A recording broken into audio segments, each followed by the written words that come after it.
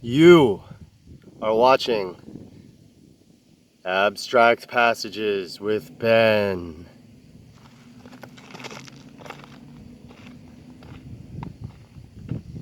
And this is the assassination of John Fitzgerald Kennedy, considered as a downhill motor race, by J.G. Ballard. Author's note: the assassination of President Kennedy on November 22, 1963, raised many questions, not all of which were answered by the report of the Warren Commission. It is suggested that a less conventional view of the events of that grim day may provide a more satisfactory explanation. In particular, Alfred Jarry's "The Crucifixion Considered as an Uphill Bicycle Race" gives us a useful lead. Oswald was the starter. From his window above the track, he opened the race by firing the starting gun. It is believed that the first shot was not properly heard by all the drivers. In the following confusion, Oswald fired the gun 2 more times, but the race was already underway. Kennedy got off to a bad start. There was a governor in his car, and its speed remained constant at about 15 miles an hour. However, shortly afterwards, when the governor had been put out of action, the car accelerated rapidly and continued at high speed along the remainder of the course. The visiting teams, as befitting the inauguration of the first production car race through the streets of Dallas, both the president and the vice president participated. The vice president, Johnson, took up his position behind Kennedy on the starting line. The concealed rivalry between the two men was of keen interest to the crowd. Most of them supported the home driver, Johnson. The starting point was the Texas Book Depository, where all bets were placed on the presidential race. Kennedy was an unpopular contestant with the Dallas crowd, many of whom showed outright hostility. The deplorable incident, familiar to us all, is one example.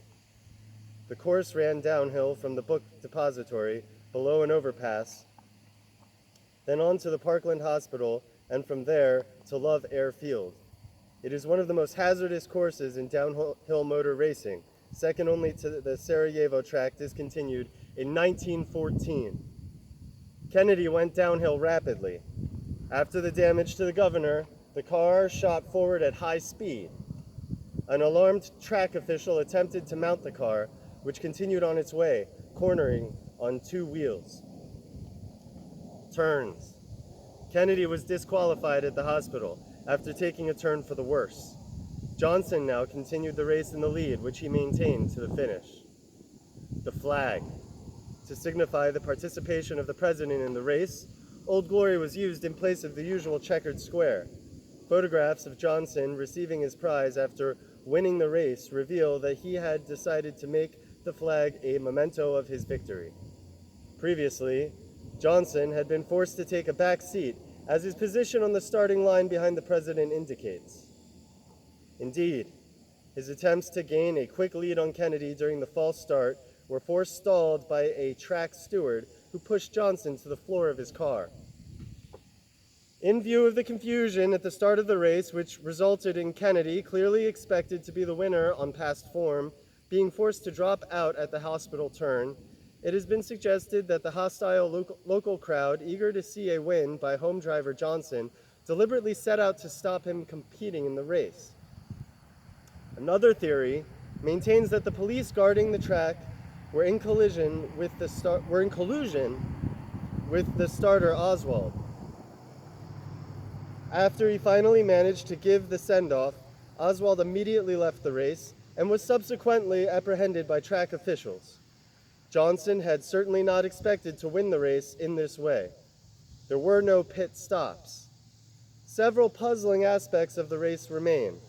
One is the presence of the president's wife in the car, an unusual practice for racing drivers. Kennedy, however, may have maintained that as he was in control of the ship of state, he was therefore entitled to captain's privileges. The Warren Commission. The rake-off on the book of the race. In their report, Prompted by widespread complaints of foul play and other irregularities, the syndicate lay full blame on the starter, Oswald. Without doubt, Oswald badly misfired. But one question still remains unanswered. Who loaded the starting gun? This is Ben. It is after midnight, and you are listening to Abstract Passages with Ben.